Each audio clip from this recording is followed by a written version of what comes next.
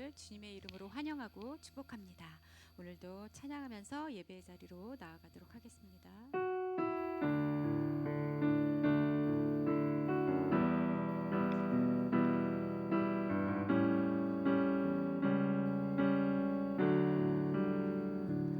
날마다 숨 쉬는 순간마다 내 앞에 어려운 일 보내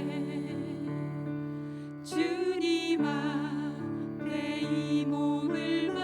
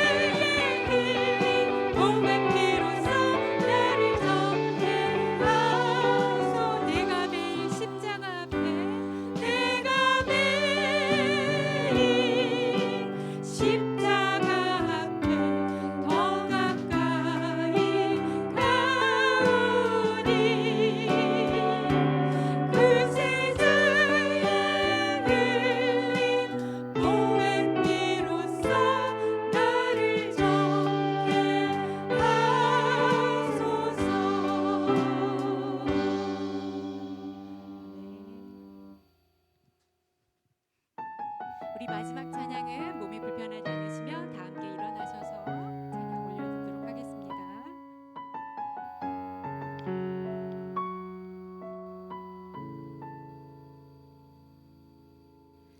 이 세상을 살아가는 동안에 나의 힘을 의지할 수 없으니 기도하고 낙심하지 말 것을 주께서 참 소망이 되심이라. 이 세상을 살아가는 동안에 나의 힘을 의지할 수 없으니 기도하고 낙심하지 말 것을 주께서 참 소망이 되심이라. 하나님의 꿈이 나의 비전이 되고 예수님의 성품이 나의 인격이 되고 성령님의 권능이 나의 능력이 되길 원하고 바라고 기도합니다.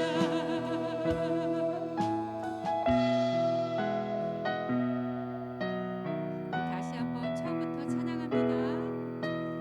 이 세상을 살아가는 동안에 나의 힘을 의지할 수 없으니 기도하고 낙심하지 말 것을 주께서 참 소망이 되심이.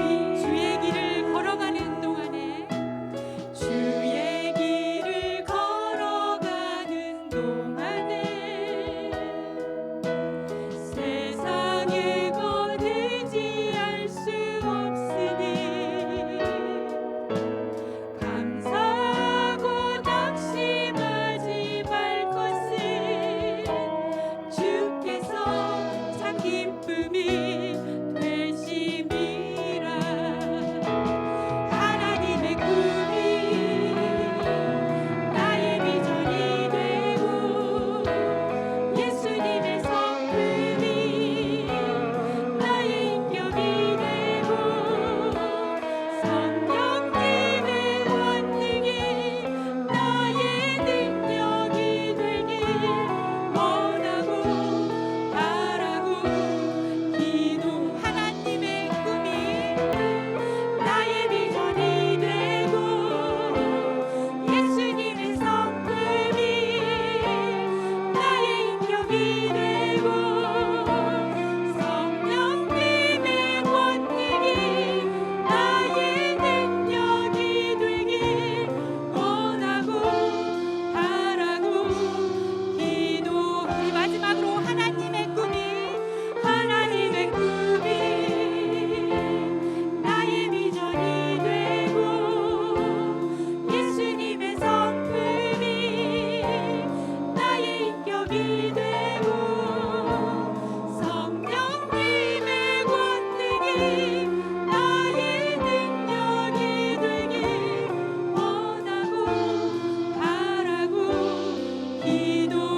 원하고 바라고 원하고 바라고 기도합니다.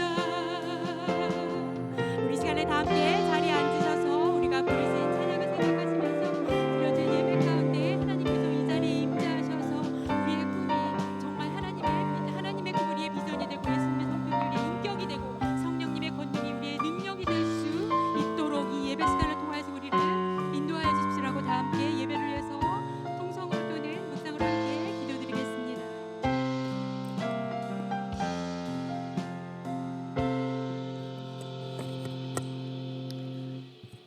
사랑과 은혜가 충만하신 좋으신 주님 감사합니다. 언제나 저희들의 삶 속에서 함께 하셔서 은혜로 채워주시는 주님께 찬양과 경배를 드립니다. 이 좋은 주일 주님의 전에 나와서 예배드릴 수 있도록 저희들의 발길과 마음을 허락하여 주신 주님께 감사드립니다.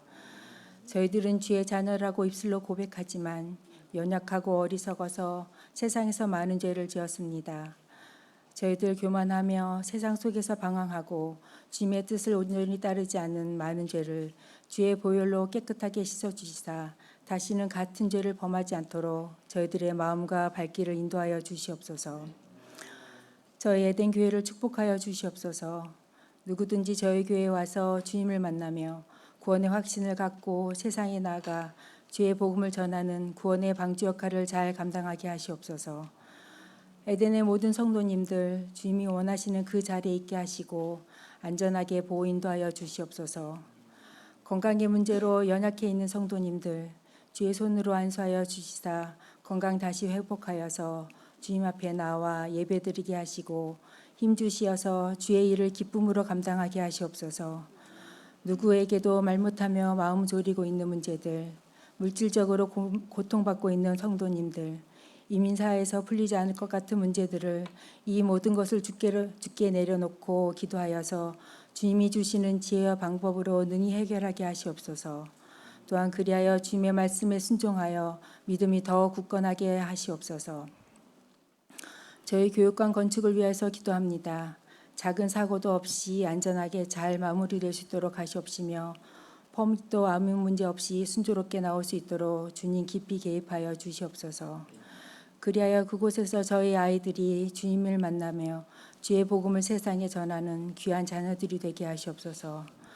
저희 아이들 주님의 빛 가운데 있게 하시옵시며 사탄 마귀로부터 지켜주시옵소서. 교회 학교에서 수고하시는 장경신 목사님 건강과 지혜를 허락하여 주시옵소서. 전 세계 주의 복음을 전하고 있는 선교사님들 안전하게 보호 인도하여 주시옵시며 물질적으로도 조금도 부족함이 없게 항상 채워주시옵소서. 주님의 뜻이 있어서 이 대산에 세우신 인석진 목사님 항상 성령 충만하게 보호 인도하여 주시옵시며 능력과 지혜를 부어주시사 많은 영혼들을 주님께로 인도할 수 있도록 사랑 충만케 하시옵소서. 목사님 주의 말씀을 전하실 때 성령님께서 함께 하셔서 듣는 저희들의 마음밭을 옥토로 만들어 주시사 말씀이 삶의 열매가 되게 하시옵소서. 이 예배를 주님 홀로 영광 받으시옵시며 이 시간 주님의 말씀을 듣고 주께 순종하여 주님이 주시는 많은 축복을 받게 하시고 세상에 나가 복음을 전하는 귀한 자녀들이 되게 하시옵소서. 언제나 저희들을 사랑하시고 은혜로 채워주시는 우리 주 예수 그리스도 이름 받들어 감사하며 기도합니다.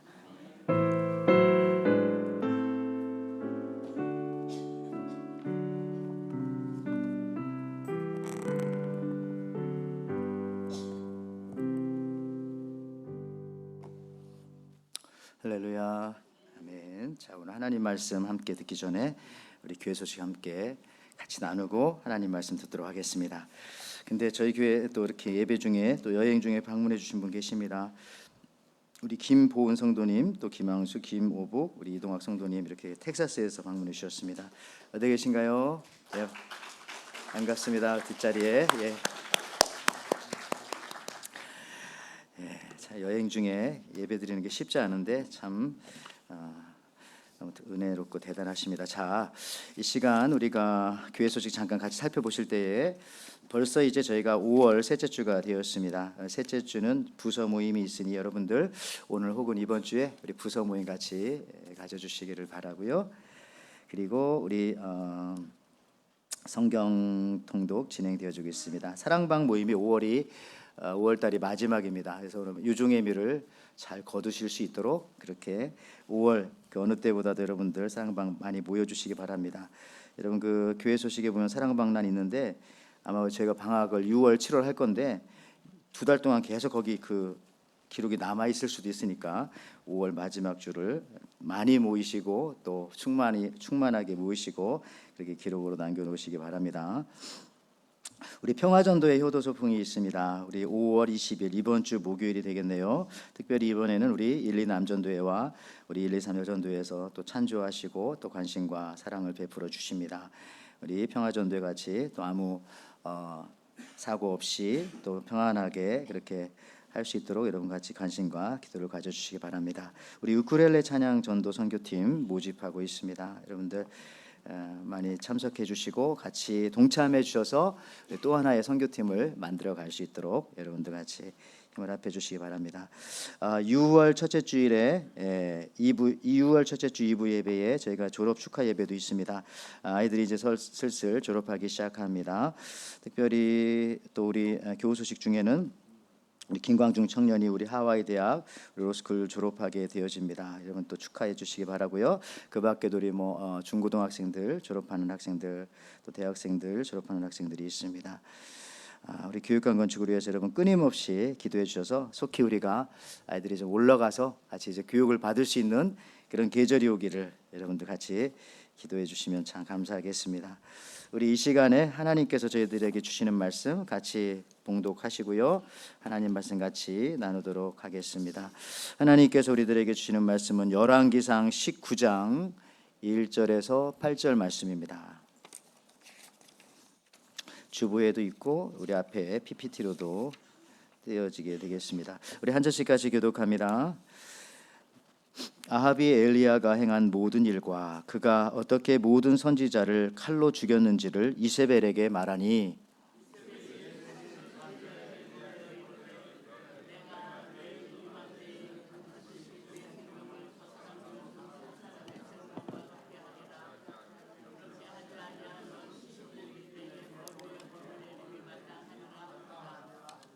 그가 이 형편을 보고 일어나 자기의 생명을 위해 도망하여 유다에 속한 브엘세바에 이르러 자기의 사환을 그곳에 머물게 하고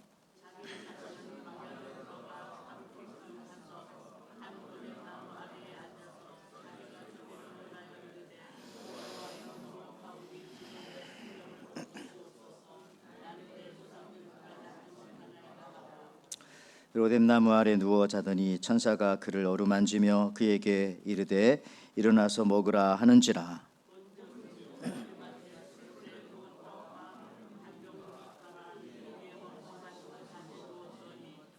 여호와의 천사가 또 다시 와서 어루만지며 이르되 일어나 먹으라 내가 갈 길을 다 가지 못할까 하노라 하는지라. 이에 일어나 먹고 마시고 음식물을 힘을 의지하여 40주 40야를 가서 하나님의 산 호렙에 이르니라. 아멘. 예, 우리 오늘 함께 읽은 말씀 열왕기상 19장 1절에서 8절 말씀 가지고 우리가 기도하는 바보가 되자 이런 제목으로 같이 은혜를 나누고자 합니다. 기도하는 바보가 되자. 우리 한번 옆 사람에게 정말 오늘 이 제목 가지고 한번 같이 인사하기 원합니다. 우리 기도합시다. 한번 옆 사람과 인사하겠습니다. 우리 기도합시다. 예, 또 하나님께 바보가 됩시다. 한번 인사하겠습니다. 시작. 하나님께 바보가 됩시다. 네. 예. 바보라는 뜻이 무슨 뜻입니까? 바보라는 뜻을 찾아봤더니 밥보의 밥의 비읍을 빼서 바보라고 했다는 설이 가장 강력합니다. 밥만 먹는 사람 바보, 밥만 축내는 사람 바보. 즉 쓸모없는 사람이란 뜻으로 못난 사람, 부족한 사람 그런 뜻이 있기도 합니다. 그게 바보예요, 바보. 그런데 오늘날에는 참 아주 좋은 뜻으로 바보라는 말이 써지기도 합니다. 딸바보 이런 거 있죠. 무슨 뜻입니까? 어떤 대상을 극진히 사랑하고 또 온 마음을 다해서 이렇게 잘해주는 그런 사람의 입장에서 딸바보다 무슨 바보다 이런 말 쓰죠. 그런 말은 참 좋은 것 같습니다. 이런 의미에서 우리는 하나님 바보가 되면 어떨까 생각합니다. 예, 딸바보처럼 우리는 하나님 바보. 하나님도 이미 우리에게 독생자를 주시기까지 우리에게 바보가 되셨습니다. 좀 불경스러운 단어인가요? 그렇지만 하나님의 모습을 보면 우리의 입장에서 보면 그래요. 바보가 그리운 시절에 바보에 대한 시를 한번 찾아봤더니 그래 이 시가 유명한지는 모르겠지만 이문조라는 시인의 바보들이라고 하는 시가 있더라고요. 이렇게 되어져 있습니다. 동네 골목길 담벼락에 쓰인 커다란 낙서 바보 어릴 적 바보가 아주 큰 욕인 줄 알았다. 어른이 되어서야 바보가 욕이 아니란 걸 알게 되었다. 바보는 순수의 이음동의어. 모든 것이 돈으로 저울질되는 오늘날 돈도 안 되는 일을 하는 사람들, 바보. 그 바보들 틈에서 노는 것이 마냥 즐겁다.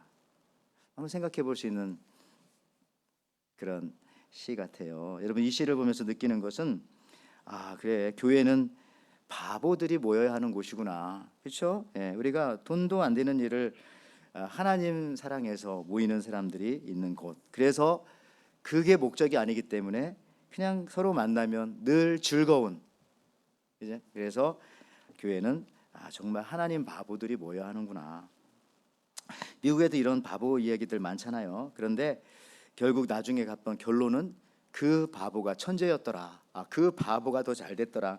그런 얘기들은 수도 없이 많습니다. 뭐 여러분 잘 아시는 미국 3대 대통령 토머스 제퍼슨 얘기, 어릴 때 동네에서요 니켈 5센트죠, 다임 10센트를 주면서 야 어떤 거 가질래 그러면 이 토머스는 늘 작은 단위인 니켈을 잡았어요. 그럴 때마다 형이 이 바보 같은 놈아 이 다임을 잡아야지 이게 훨씬 더 큰 건데 그래도 늘 그런데 뭐라고 했어요? 나중에 어른들이 자꾸 이렇게 장난치면서 얘가 참 이상하다. 아무리 알려줘도 이 바본가 보다. 형들이 왜 그러냐 했더니 하는 말이 내가 이렇게 하니까 사람들이 나에게 계속 이 게임을 시키잖아. 그래서 자기가 계속 돈을 벌었다라는 뭐 그런 얘기들. 뭐 얘기 많죠. 뭐 카네기의 무슨 앵두 이야기도 카네기가 어린 시절 뭐 과일 가게 가는데 아저씨가 너 귀여우니까 앵두 한 주먹 공짜로 가져와라 그랬더니 안 가져가니까 나중에 이 녀석이 가게 주인 아저씨가 한 주먹 쥐어서 주니까 가져갔어요. 밤에 아버지가 물어봤죠. 너 왜 그랬냐고 그랬더니 뭐 제 손보다 아저씨 손이 훨씬 크잖아요. 뭐 똑같은 얘기. 하나님의 손으로 집어주기를 바라는 삶을 카네기는 어렸을 때부터 생각하고 그렇게 살았었나 봅니다. 여러분 이처럼 뭐 동양이건 서양이건 이런 바보 같은 이야기들이 참 많은데 우리가 바보가 되기 싫은 것은 두려워서 그런 것 같아요. 두려워서. 한편으로 바보의 길이 훨씬 쉽고 빠를 수 있고요, 편안할 수 있습니다. 바보처럼 살면 되는데 그리고 그것이 나중에 가보면 더 지혜로울 수가 있는 것입니다. 특히 우리 크신 하나님 앞에서 바보가 되는 것이 바로 내가 더 쉽게 승리를 얻을 수 있는 비결이다라는 사실들.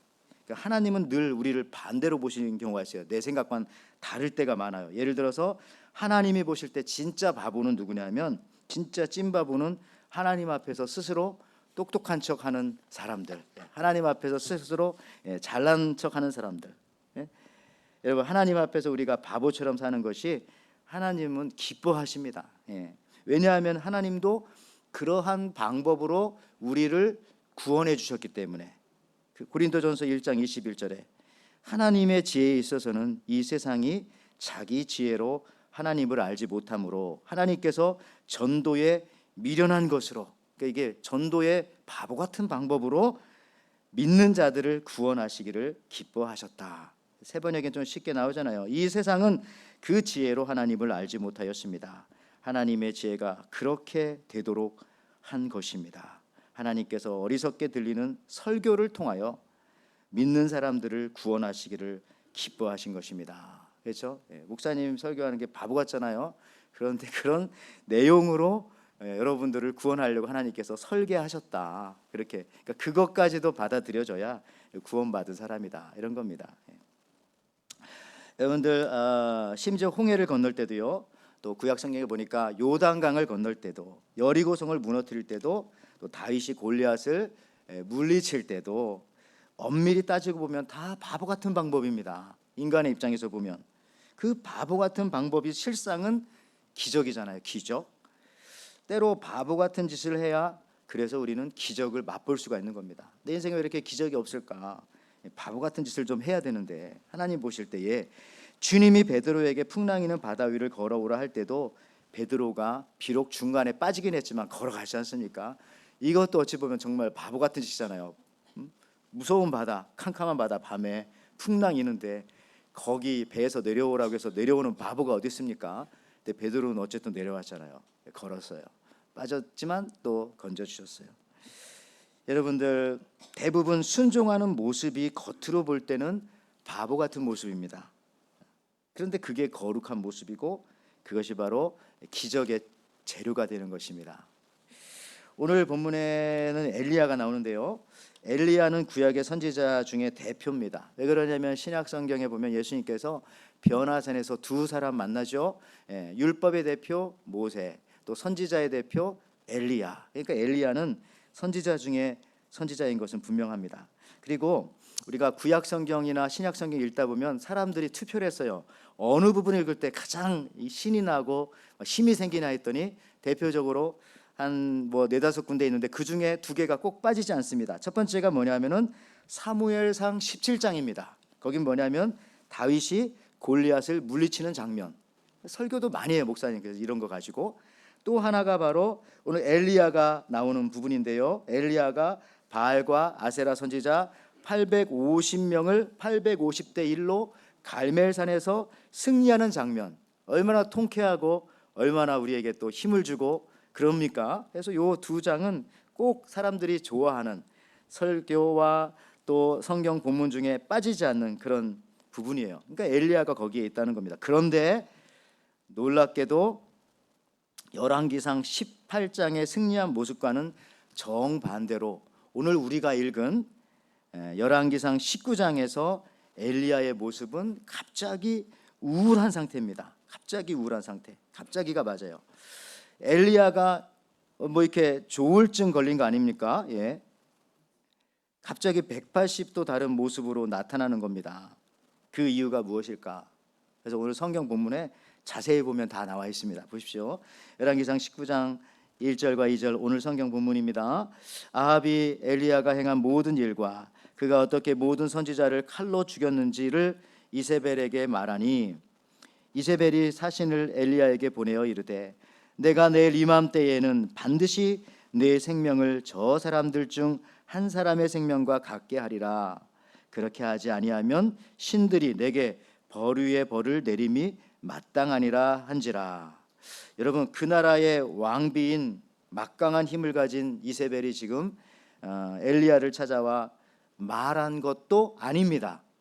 성경 자세히 보면은 직접 말한 게 아니라 그냥 사신을 보내서 말했어요. 그것도 오늘이라고 하지 않고 내일. 항상 내일 얘기하는 사람은 무섭지 않잖아요. 또 내일 두고 보자 하면 괜찮은 거예요. 오늘 막 당장 찾아오는 사람이 무서운 거지. 사신을 보내서 내일 이맘때까지 너를 죽일 것이다 라는, 그런데 그 말만 듣고 갑자기 엘리야가 걸음아 날 살려라 도망치기 시작합니다. 정말 850대 1로 이방 선지자들과 갈멜산에서 싸워 이긴 엘리야가 어떻게 이렇게 하루 사이에 이렇게 약한 모습으로 도망치는 것입니까? 열왕기상 오늘 19장 오늘 3절 4절에 이렇게 나오죠. 그가 이 형편을 보고 일어나 자기의 생명을 위해 도망치죠. 유다에 속한 부엘세바에 이르러 자기 사환을 그곳에 머물게 하고 자기 자신은 광야로 들어가 하룻길쯤 가서 한 로뎀나무 아래 앉아서 자기가 죽기를 원하여 이르되 여호와여 넉넉하오니 지금 내 생명을 거두시옵소서. 나는 내 조상들보다 낫지 못하니이다 하고. 그죠? 우리도 주위에 갑자기 신앙생활 잘하다가 어느 날 갑자기 다운되어져 있는 모습을 하고 계신 분들을 경험하거나 보거나 그럴 때가 있어요. 이해가 됩니다. 목사인 저도 그럴 수도 있고요. 우리도 그럴 수 있는, 엘리야도 그랬는데요. 왜냐하면은 지금 이 불의 선지자, 별명이 불의 선지자예요. 불의 선지자 엘리야도 그랬기 때문에 그 어떤 목사님도 그 어떤 장로님도 그 어떤 성도도 이렇게 될 가능성이 없는 게 아닙니다. 누구나 우울에 걸릴 수가 있어요. 그런데 저는 엘리야가 갑자기 이렇게 우울의 나락으로 마치 조울증처럼 다운될 수밖에 없었던 이유가 그의 말을 통해서 그대로 여기 성경에 적혀져 있는데, 아까 읽은 3절 4절에 저희 기록을 해놨지 않습니까? 제일 많이 나온 단어가 뭡니까? 자기잖아. 자기 생명, 자기 사환, 자기 자신. 이거 두 번이네. 자기 자신, 자기가 죽기를 원하여 지금 내 생명을, 나는 내 조상들보다, 정말 한국말 번역으로 보면 더 많아요. 더 많아. 나라는 말과 그 뜻이 그냥 7번이나 나옵니다. 이렇게 짧은 대화 속에서 억지로라도 이 말을 참 넣기도 힘들 텐데 그런데 엘리야의 속마음이 위기감을 느낄 때에 자신의 생각이 그대로 드러난 그런 내용인데요. 절반 이상이 자기의 이런 걸로 다 도배되어져 있습니다. 그러니까 자아가 셀프가 너무 강한, 그게 너무 가득 차 있는 겁니다. 그러면은 어느 순간인가 자기가 무너지면 갑자기 떨어져 버리는 거죠. 근데 하나님 의지하면 내가 무너져도 하나님은 늘 서 계신데 괜찮지 않습니까? 저는 이거 강아지를 보면서 왠지 엘리야가 강아지 그 종 중에 푸들과 같다는 생각합니다. 푸들.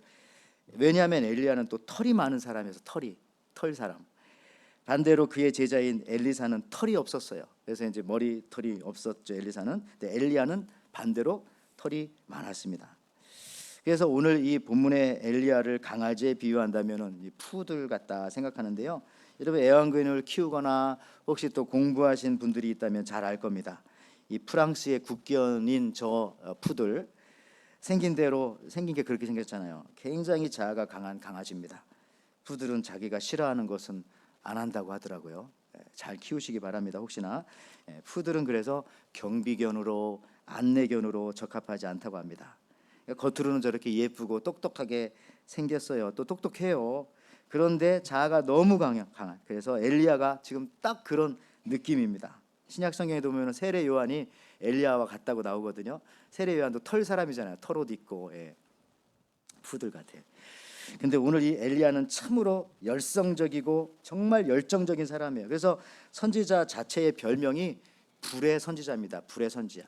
그의 제자인 엘리사는 물의 선지자고, 그래서 그런지 이 엘리야는 쉬지 않습니다. 오늘 본문 8절에도 보면은 그의 모습이 또 한 번 그대로 드러납니다. 열왕기상 19장 8절에 이에 일어나 먹고 마시고 그 음식물의 힘을 의지하여 40주 40야를 가서 하나님의 산 호렙에 이르니라. 물론 하나님의 천사가 음식을 먹여주고 손으로 마사지 해준 다음에 일이긴 합니다. 그러나 그냥 그 엘리야의 본성 자체가 아주 열성적이고 저돌적인 성격인 것은 분명합니다. 은혜를 받아도 그런 거예요. 엘리야는 그래서 자아가 너무 강합니다. 그래서 다 좋은데 하나님 앞에서 바보가 되지 못하는 약점을 가지고 있는 주의 종이 아니었을까 생각합니다.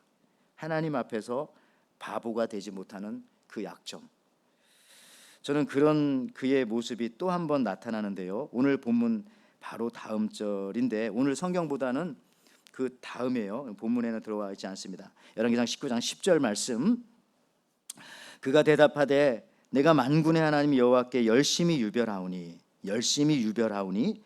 이는 이스라엘 자손이 주의 언약을 버리고 주의 제단을 헐며 칼로 주의 선지자들을 죽여 싸우며 오직 나만 남았거늘, 여기서도 또 그냥 나타령인 거예요. 나만 남았거늘 그들이 내 생명을 찾아 빼앗으려 하나이다. 근데 감사한 것은 엘리야도 스스로 자기 자신이 누군지는 알아요.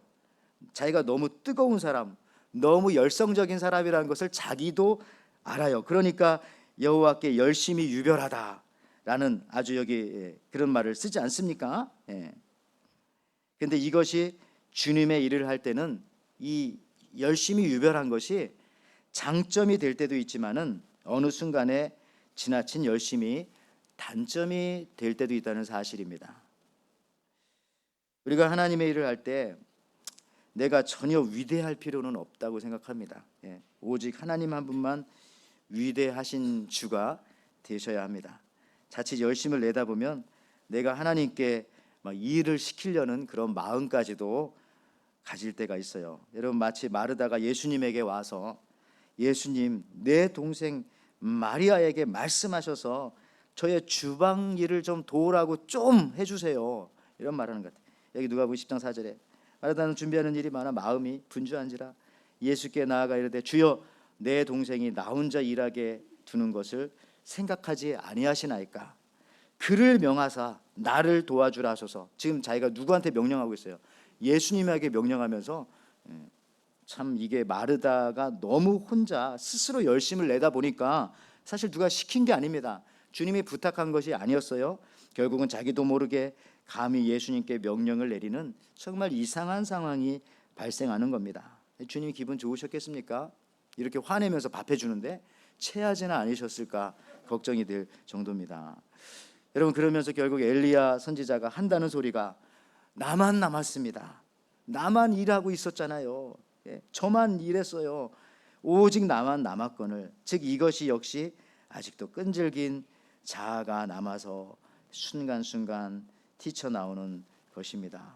그 강한 자아가, 그 죽지 않은 자아가 어떤 때는 말로, 어떤 때는 행동으로, 어떤 때는 태도로, 어떤 때는 표정으로 나타나는 거예요. 예.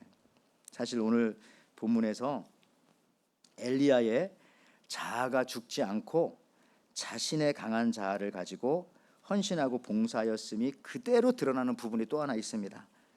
겉으로는 하나님의 영광을 위한다고 했지만 결국은 자기의 인기와 자기의 만족과 자기의 충족을 위한 사역과 헌신이었음이 적나라하게 드러나는 부분들.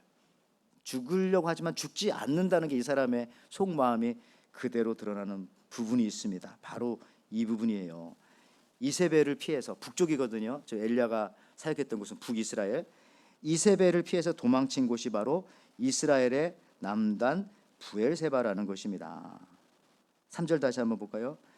열왕기상 19장 3절 4절에 그가 이 형편을 보고 일어나 자기의 생명을 위하여 도망하여 유다에 속한 부엘세바에 이르러 자기의 사환을 그곳에 머물게 하고, 도망갔는데 남쪽으로 멀리 도망가요. 멀리. 죽는다고 했으면 도망가지 말고 이세벨 곁에 있든지 해야죠. 너무 더 놀라운 것은 8절입니다. 8절에 보면 열왕기상 19장 8절에 이에 일어나 먹고 마시고 그의 음식물을 힘을 의지하여 40주 40야를 가서 하나님의 산 호렙에 이르니라. 여기 한번 지도 한번, 그다음 지도를 보시면, 그다음 PPT 한번 보시면 봐요. 이스라엘에서 부엘세베까지 160km 도망왔어요. 근데 거기서 또 도망쳐가지고 이번에는 부엘세베에서 시내산까지 700km. 이거 얼마나 도망친 겁니까? 예, 850km 도망. 죽는다는 사람이, 죽여달라고 하는 사람이 저렇게 하는 걸 보면 저게 죽고자 하는 사람입니까? 살고자 하는 사람입니까? 여러분들, 결국 그가 도망갔던 곳은 최남단. 왜냐하면 호렙산까지 가는 것도 좋긴 하지만 사실 거기 안 가도 됩니다. 하나님 말씀 만나려면 그때 이미 예루살렘에 성전이 있었습니다. 거기 예수 잘 믿는, 하나님 잘 믿는 사람들이 있었어요. 거기 가서 예배드리고 거기 가서 말씀 듣고 기도하면 되는데 굳이 저렇게 제일 멀리까지 끝에까지 내려간 거 아니겠습니까? 입으로만 죽는다고 했지 사실은 죽고 싶은 사람이 아니었던 거예요. 이런 사람이 혹시 우리도 되지 않은가 생각합니다. 그만큼 강한 자아를 가지고 있던 사람입니다. 그래서 저는 그런 생각합니다. 죽고 싶다는 말 그대로 믿으면 안 된다. 뭐 하기 싫다는 말 그대로 정말 싫어서 그런 건가? 뭐 이런 거 있죠. 그런 거 다 항상 자아가 강한 사람들은 반대로 말하는 경향이 있어요. 저도 어떤 땐 그럴 때가 있습니다만은, 요즘에 여러분들 운동으로 사람들이 건강을 관리하지 않습니까? 살을 빼고 지방을 태웁니다. 그런데 잘못하면 운동을 너무 강하게 해서 몸을 망치는 경우도 많습니다. 자기 몸이나 나이에 맞지 않는 운동을 잘못하면 오히려 더 몸이 망가지는 것이죠. 마치 자기 자신 자아를 강하게 만들어 가지고 자기 자신을 지키려고 하는데 결국은 그 강한 자기 자아 때문에 자기의 라이프가, 일생이 망쳐지는 경우가 꽤나 있는 것입니다. 세상에서는 바보처럼 살기를 바랍니다. 우리가 하나님 앞에서는 바보로, 세상에서는 바보처럼, 하나님 앞에서는 바보로. 최근 유행하는, 여러분 벌써 나왔지만 운동 중에 저 존2 운동이 있어요. 존2 운동. 뭐냐면은 쉽게 말해서 힘을 안 들이면서 심폐지구력을 높이고 그리고 지방만 뺄 수 있는 그런 방법이죠. 그러니까 심장 박동수를 60에서 70%만 가동시키고 운동하는 거예요. 쉽게 말하면 옆 사람과 대화를 나누면서 운동할 수 있을 정도의, 그 정도의 강도. 그러니까 비교적 가볍고 편안한 그런 운동입니다. 그래서 지방만 태우는 거예요. 지방 외에 막 심장도 태워버리고 간도 태워버리고 근육도 태워버리면 안 되잖아요. 그러니까 조깅도 앞에 슬로우라는 말이 주로 붙잖아요. 슬로우 조깅이라든지 이런 것들. 예, 슬로우 자가 붙은 것은 대부분 아마 저 존투 운동에 들어갈 수 있을 것 같습니다. 이처럼 운동을 너무 강하게 하면 오히려 운동하고 더 늙고 운동하고 더 아프게 되는 경우가 될 수 있는데요. 우리 삶 속에서도 이제 우리 자아에 대해서는 이 존투 운동처럼 이 자아를 많이 사용하더라도 한 60, 70% 아니면 더 조금 사용하면 더 좋죠. 좀 줄이고 3, 40% 자아는 죽이고 내 생각을 집어넣고 그렇게 상대방과 그냥 이야기하면서도 살 수 있을 정도, 그렇게 또 사역도 해야 되고 그렇게 인생도 살아야 되고 그렇게 일도 해야 되고 그래야 이게 롱런을 할 수 있는 거 아닙니까? 예. 기도도 좀 무섭게 하지 말고, 물론 우리 교회는 무섭게 기도하는 사람 한 명도 없지만 무섭게 그냥 혼자 기도하지 말고 옆 사람과도 대화할 수 있을 정도의 그런 느낌에, 우리 찬송도 너무 잘하려고 하지 말고 이 존투 정도로 하시면 되지 않을까. 그래야 하나님의 역사하시지. 모든 것을 우리가 완벽하게 하려고 한다면 하나님이 개입할 공간이 없는 거 아닙니까? 자, 강하게 주장하지 말고 옆 사람과 대화하며, 사람이 중요한 거죠. 사람이, 그죠? 함께 할 수 있을 정도로 모든 우리의 봉사와 사역을 그렇게 하시기를 바랍니다. 옆 사람의 이야기가 들려야죠. 나 혼자 하는 것이 아니라 무슨 그 한웅재인가 그분 찬양 중에 소원이라고, 저 높이 솟은 산이 되기보다 여기 오름직한 동산이 되길, 그런 사람이 되기를 바라는데, 여러분 이 존투 사역 이후에 남는 시간에 시간이 남을 거 아니에요. 그 시간에 더 말씀 보고 그 시간에 더 기도를 더 하는 겁니다. 신기하게도 말씀 보고 기도 많이 하는 사람은 일을 적게 해도 일이 되고요. 그러나 기도하지 않고 일만 열심히 하면은 그것이 무슨 세상의 일이 되었건 교회의 일이 되었건 내 가정의 일이 되었건 이상하게 열심히 하는데 일이 안 되고 나중에는 뭐 남는 게 그렇게 많지가 않고 오히려 손해 볼 때도 있고, 그럴 때가 다툼이 생기고 한쪽이 잘 되면 또 이쪽에 또 문제가 생겨서 금이 가고 그런 경우가 있습니다. 이걸 잘 설명한 것이 존 버년의 철로역정에서 이런 예화가 있잖아요. 어떤 사람이 청소를 하는데 너무 열심히 하면 할수록 먼지가 그때 물을 뿌려라. 성령의 물을 뿌려야, 그렇죠? 기도에 물을 뿌려야, 기도하면서 좀 잠잠해져야 먼지가 나지 않고 일이 되어진다는 겁니다. 그래서 여러분들 기도로 물을 뿌리시기를 바랍니다. 그래서 기도하는 바보가 되어야 한다. 그러면 하나님이 일을 대신 해주시는 겁니다. 주님이 일하시네. 여기 마지막으로 이 사람을 소개하고 오늘 설교를 좀 마치려고 합니다. 이 로버트 맥체인이라는 분을 여러분들이 혹시나 아시는지요? 별명은 하나님의 손에 들린 무서운 무기, 이런 별명을 가졌어요. 하나님의 손에 들린 무서운 무기. 쉽게 말해서 우리가 보고 있는 여러분 생명의 삶이 있죠. 생명의 삶 다 몇 권 남았는데 좀 가져가세요. 생명의 삶이 있는데 거기 보면은 매일 본문도 있지만 그 옆에 보면 조그맣게 매일 성경 읽기 목록이 나옵니다. 그게 아마 저 맥체인 성경 읽기 목록의 기초에서 거기 다 나온 거예요. 그러니까 최근에 우리가 성경 읽는 대부분의 그 출발은 저분이 고안해낸 그 맥체인 성경 읽기표에 의해서 많은 부분 되어지고 있어요. 저분의 그 맥체인 성경 읽기표를 가지고 읽으면은 1년에 구약 1번, 그 다음에 신약과 시편은 2번을 읽을 수가 있습니다. 하루에 4장씩 읽으면 그렇게 만들어 놓은 거예요. 그리고 이제 그 역사적이나 그런 내용들도 연결되게 그거를 처음 만드신 분이 바로 저 맥체인이라고 하는 분입니다. 근데요, 저분이 23살에 목사가 되었습니다. 23살에. 그리고 29살에 죽었습니다. 그러니까 목회를 23살에 목사가 되고 29살에 죽었어요. 너무 짧게 살았습니다. 그런데 그의 영향력은 지금도 지속되어지고 있는 거예요. 1800년대 분이신데, 이거 뭐 짧게 살았고 짧게 사역했는데도 대부분 성경 통독에 대한 뼈대 저 맥체인에 기초하고요. 근데 놀라운 사실은요, 저분이 1843년 29살의 나이로 소천을 했을 때에 그 당시 교통시설이 발달하지 않았던 영국에서 29살 먹은 목사님이 돌아가시자 목사님의 장례식에 7,000명이 왔어요. 7,000명이.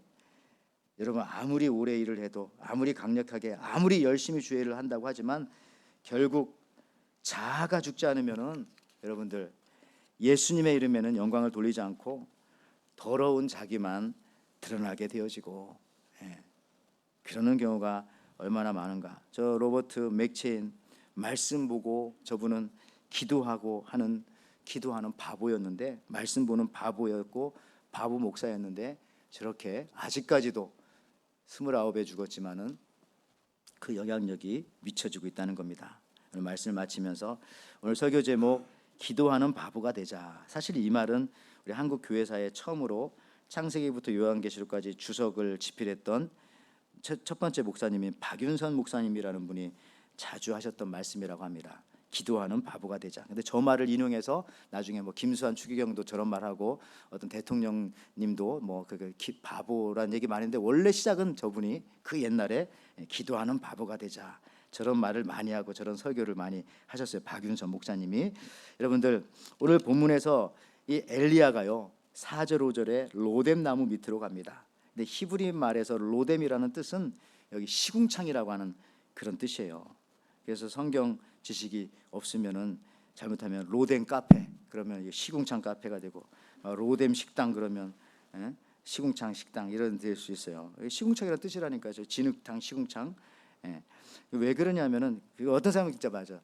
로뎀 학원, 로뎀 미술학원이라고도 했더라고요. 그는 로댕을 생각했는데 아마 착각해가지고 로뎀이라고 했는지 모르겠지만 뭐 그런 말로 많이 쓰는데, 여러분들 사람들이 사는 곳에는 어디든지 시궁창이 있습니다. 저 로뎀은 저 가시나무, 저 쌀이나무, 빗자락 만드는 나무인데 영어로도 블룸트리잖아요. 하나님께서 엘리야의 인생길에 이 로뎀 나무를 두시고 거기서 그늘 밑에 씨라는 것도 있지만은 시궁창이잖아요. 거기서 뭐 하라고요? 잘못 먹은 음식들, 잘못 들은 얘기들, 잘못 생각하고 있는 자아 깊이 뿌리 박았던 그 찌꺼기들을 거기서 다 토해내라는 겁니다. 그 시궁창에다가 자아를 로뎀 나무 밑에서 다 토해내라. 그게 바로 우리의 기도라는 거죠. 시편 32편 3절에 내가 토설치 아니할 때에, 토한다는 거죠. 종일 신음함으로 내 뼈가 새하였나이다. 이렇게 말하고 있어요. 기도하라는 겁니다. 기도. 시궁창에서 우리 속의 모든 악함과 죄악의 두려움을 토해내고, 이제는 여러분들 우리가 하나님만 바라는 하나님 바보, 딸 바보처럼 우리는 하나님 바보가 되시기를 주님의 이름으로 축원을 드립니다. 아멘. 하나님 아버지 참 감사합니다. 오늘 엘리야는 정말 대단한 선지자였고 정말 우리가 그의 사역에 정말 100분의 1도 따라갈 수 없다는 것을 고백합니다마는 그에게 가장 강한 약점은 너무 열성적이었기 때문에 그의 자아가 너무 강했다는 사실인데, 오늘날 우리들도 그러진 않는지요? 정말 하나님 앞에서 우리가 기도하는 바보가 되게 허락하여 주시고, 하나님 앞에서 말씀 순종하는 바보가 되게 허락하여 주시고, 바보처럼 하나님의 뜻에 순종할 때에 그 바보 같은 행동이 나중에는 기적으로 변하여 우리에게 다시 돌아온다는 사실들 감사하며 살아가는, 그걸 믿고 살아가는 저희들 되게 허락하여 주시옵소서. 감사드리며 예수님의 이름으로 기도하옵나이다. 아멘. 우리 찬송가 543장, 우리 어려운 일 당할 때 같이 찬양합니다.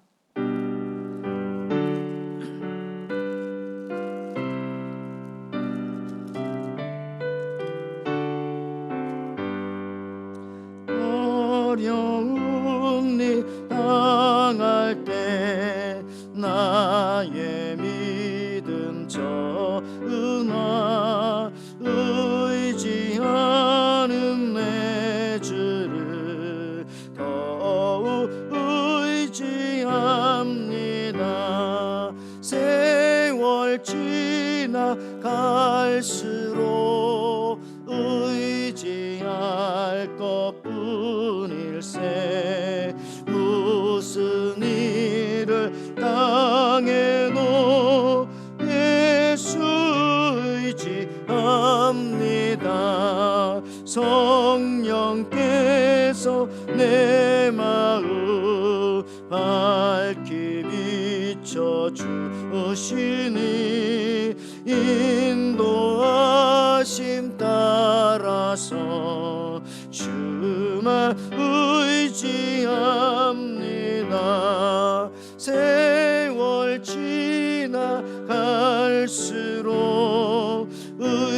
의지할 것뿐일세.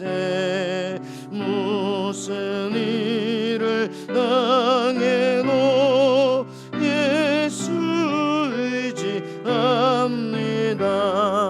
밝을 때의 노래와 어두울 때의 기도로 위태할 때 도움을 주께 간구합니다. 세월 지나갈수록 의지할 것뿐일세. 무슨 일을 만나도 예수 우리 다 일어나서 찬양합니다. 생명 있을 동안에 합니다. 전국 올라가도록 의지할 것뿐일세.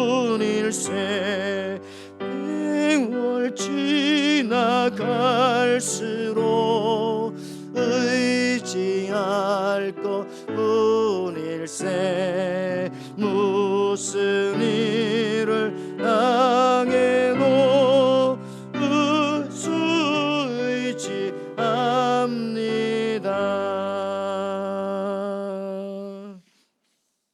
아멘. 하나님 아버지 참 감사합니다. 우리가 오직 주님만 의지하며 살아갈 수밖에 없다는, 우리는 연약하고 우리는 부족하고 우리는 늘 주님을 한시도 떠나면 온전할 수 없다는 사실들을 고백하며 십자가 앞에 자아를 못 박은 하나님의 귀한 백성들, 이 자리에 나와 하나님 앞에 예배합니다. 그러나 아직도 우리의 자아는 살아서 나의 앞길을 방해할 때가 많고 나의 신앙생활을 방해할 때가 많은 것을 주님 앞에 솔직하게 고백합니다. 그러한 하나님의 귀한 백성들, 이제 다시 한번 고백하게 도와주옵소서. 우리의 그의 자아는 십자가에 완전히 못 박고 예수 그리스도의 형상으로 살아가는 저희들 되게 허락하여 주옵소서. 그 은혜와 그 확신에 감사하여 예배드리며 오늘 이 시간도 주님 앞에 이 예물을 올려드립니다. 하나님 앞에 물질을 드리는 것은 우리가 물질로 살아가는 것이 아니라 하나님께서 주시는 힘과 능력으로 매 순간 살아간다는 고백을 드리는 것이오니, 하나님이 이 예물을 받아주시고 우리들에게 이 한 주간 살아갈 때도 순간순간마다 힘을 주시고 지혜를 주시고 아버지 하나님이여 저희들을 이끌어 일으켜 세워주시옵소서. 특별히 교회 안에 연약한 가정들이 있습니다. 몸이 연약한 가정들, 또 회복 중에 있는 가정들, 또 여러 가지 문제로 하나님 앞에 간절히 주님 앞에 간구해야 할 가정들, 아직도 간구하지 못하진 않는지 주님 앞에 바보와 같이 바보처럼 간구하며 기도할 때에 주님께서 베풀어 주시는 놀라운 기적들 체험하여 주님 살아계신과 나의 하나님 백성됨을 주님 앞에 간증하며 사람들 앞에 또 나타내며 살아갈 수 있도록 허락하여 주옵소서. 이제는 우리 주 예수 그리스도의 은혜와 하나님의 사랑과 성령의 교통하심이 나의 끈질긴 자아는 이제는 죽고 내 안에 예수님이 사신 것을 고백하며 이제 기도하는 바보로 살 것을 결단하며 하나님 바라기, 즉 하나님 바보로 살기로 작정하는 모든 성도들, 저들의 가정과 일터와 자녀들과 삶의 모든 정황 위에 앞으로의 계획 위에 지금부터 영원토록 함께 있을지어다. 아멘.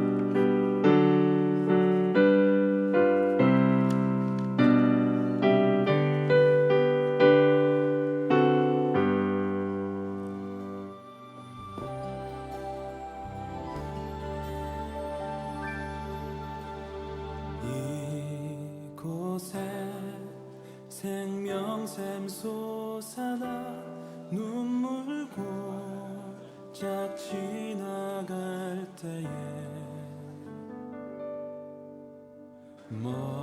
머잖아 열매 맺히고 웃음소리 넘쳐나리라.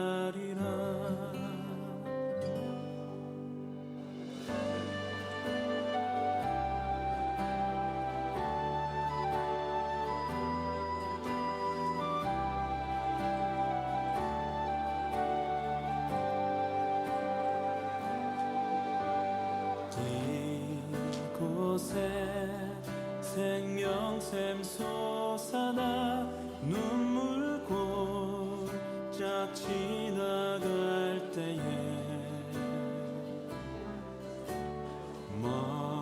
머잖아